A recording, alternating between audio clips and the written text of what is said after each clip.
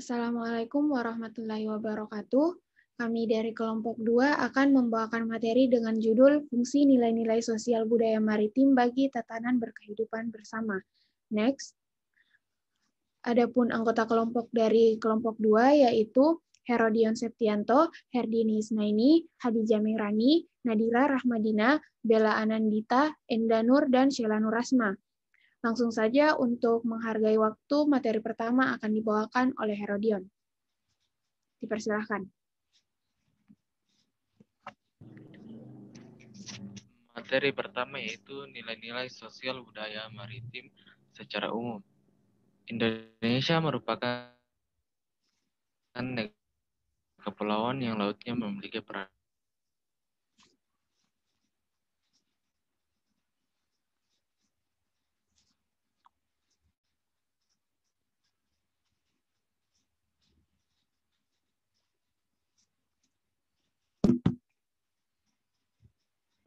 penting bagi kehidupan bangsa dan negara. Nilai jika ditinjau sosial budaya, nilai-nilai sosial budaya yang maritim yang dapat dan harus dilestarikan adalah contohnya cinta maritim Indonesia, loyalitas tinggi, berpendirian teguh, taat norma, bertanggung jawab, disiplin, adaptif, etos kerja yang tinggi, nasionalisme,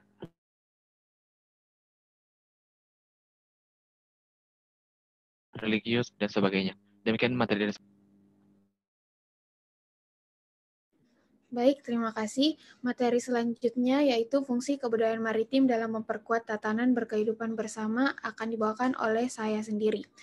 Menurut Konjaraningrat, kebudayaan adalah sistem-sistem ide atau gagasan, tindakan atau praktek terpola dan karya manusia dalam rangka berkehidupan bermasyarakat yang dijadikan milik dari manusia melalui proses belajar.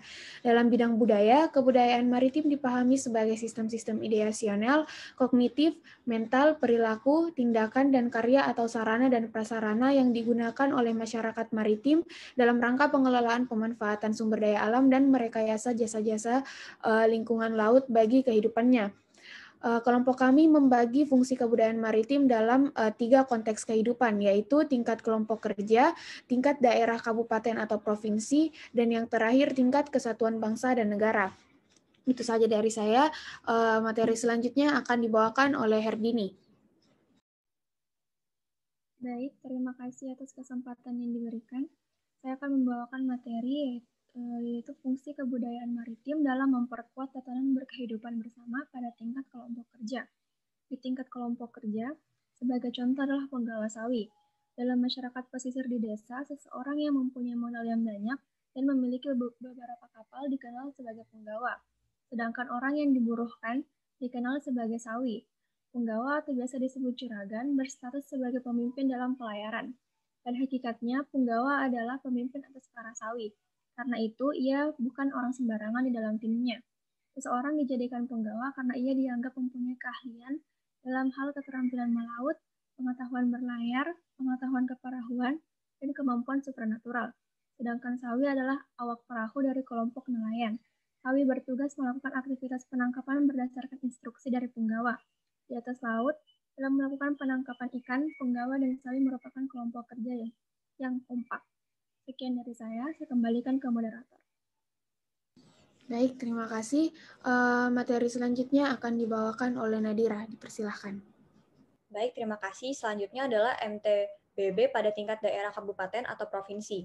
Pada tingkat ini, kami mengambil masyarakat Mandar sebagai contoh tatanan berkehidupan maritim. Masyarakat Mandar memandang alam sebagai suatu hal yang dapat dilawan oleh manusia dan mewajibkan manusia untuk selalu berusaha menaklukkan alam. Ini terlihat dengan begitu dahsyatnya kondisi laut, tetapi masyarakat Mandar mampu menaklukkan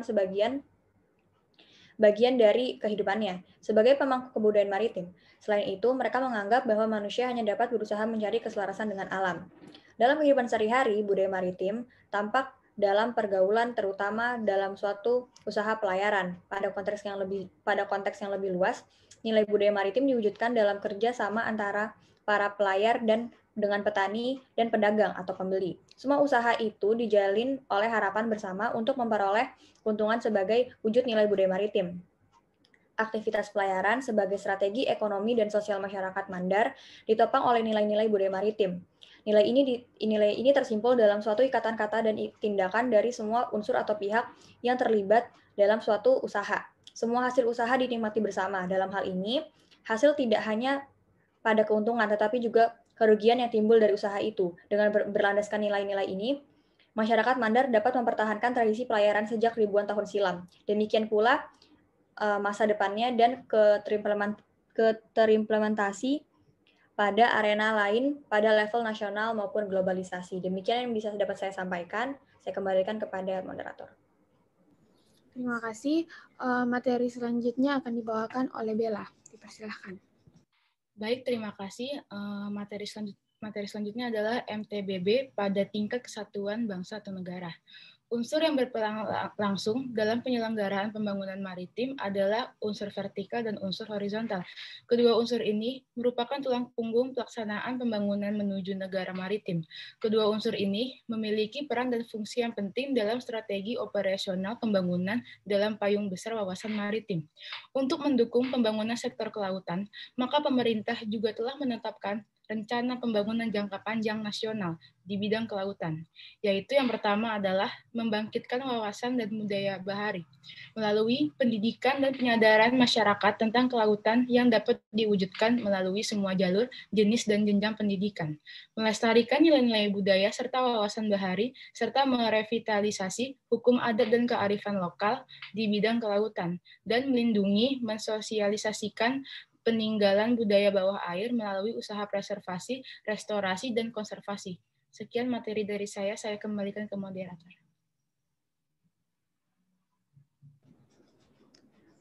Baik, jadi poin rencana pembangunan jangka panjang selanjutnya akan dibawakan oleh Endah. Persilahkan. Baik, terima kasih atas kesempatannya. Saya akan menjelaskan poin kedua sampai 4 dari MTBB tingkat kesatuan bangsa dan negara. Poin kedua yaitu meningkatkan dan menguatkan peranan sumber daya manusia di bidang kelautan yang diwujudkan dengan mendorong jasa pendidikan dan pelatihan yang berkualitas di bidang kelautan yang diimbangi dengan ketersediaan lapangan kerja dan mengembangkan standar kompetensi SDM di bidang kelautan. Selain itu, perlu dilakukan peningkatan dan penguatan peranan ilmu pengetahuan dan teknologi, riset dan pengembangan sistem informasi kelautan. Poin ketiga yaitu menetapkan wilayah NKRI, aset-aset dan hal-hal terkait di dalamnya termasuk kewajiban-kewajiban yang telah digariskan oleh hukum laut United Nations Convention on the Law of Sea atau UNCLOS 1982. Indonesia telah meratifikasi UNCLOS pada tahun 86 sehingga mempunyai kewajiban antara lain menyelesaikan hak dan kewajiban dalam mengelola sumber daya kelautan berdasarkan ketentuan UNCLOS 1982, menyelesaikan penataan batas maritim atau perairan pedalaman, laut teritorial, zona tambahan, zona ekonomi eksklusif, dan landas kontinen. Menyelesaikan batas landas kontinen di luar 200 mil laut, dan menyampaikan laporan data nama geografis sumber daya kelautan kepada PBB. Poin keempat yaitu melakukan upaya pengamanan wilayah kedaulatan, yurisdiksi, dan aset negara kesatuan Republik Indonesia yang meliputi peningkatan kinerja pertahanan dan keamanan secara terpadu di wilayah perbatasan, pengembangan sistem monitoring, kontrol, dan surveillance atau MCS sebagai instrumen pengamanan sumber daya, lingkungan, dan wilayah kelautan, pengoptimalan pelaksanaan pengamanan wilayah perbatasan dan pulau-pulau kecil terdepan, dan peningkatan koordinasi keamanan dan penanganan pelanggaran di laut. Sekian dari saya kembalikan kepada moderator. Baik, poin-poin selanjutnya akan dibawakan oleh Sheila. Pada Sheila, dipersilahkan. Terima kasih atas waktu yang diberikan. Selanjutnya, poin 5 sampai 7 dari materi MTBB pada tingkat kesatuan bangsa atau negara. Poin kelima, mengembangkan industri kelautan secara sinergi optimal dan berkelanjutan yang meliputi perhubungan laut, industri maritim, perikanan, wisata bahari, energi dan sumber daya mineral, bangunan laut, dan jasa kelautan. Poin keenam, mengurangi dampak bencana pesisir dan pencemaran laut dilakukan melalui pengembangan sistem mitigasi bencana, pengembangan early warning system, pengembangan perencanaan nasional tanggap darurat tumpahan minyak di laut, pengembangan sistem pengendalian hama laut, introduksi spesies asing dan organisme laut yang menempel pada dinding kapal, serta pengendalian dampak dampak sisa-sisa bangunan dan aktivitas di laut. Poin terakhir atau yang ketujuh, meningkatkan kesejahteraan keluarga miskin di kawasan pesisir. Dilakukan dengan mengembangkan kegiatan ekonomi produktif skala kecil yang mampu memberikan lapangan kerja lebih luas kepada keluarga miskin. Sekian materi dari saya kembalikan ke moderator. Baik, terima kasih. Materi dari Sheila sekaligus menutup presentasi dari kelompok 2 hari ini. Lebih dan kurangnya mohon dimaafkan. Terima kasih. Wassalamualaikum warahmatullahi wabarakatuh.